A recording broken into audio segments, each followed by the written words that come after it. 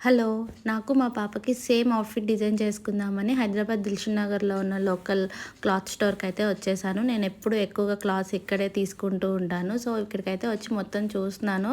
So, నాకు ఈ brasso అయితే బాగా అట్రాక్ట్ చేశాయి. బాగా కొత్త కలెక్షన్ అనిపిచ్చింది. సో, ఇదైతే బాగా అట్రాక్ట్ చేసింది. కింద ఉన్న ఈ పింక్ లెహెంగా కూడా భలే అనిపిచ్చింది. బట్ తీసుకోలేకపోయాను. మిస్ అయ్యానని రిగ్రెట్ ఫీల్ అయ్యాను తర్వాత.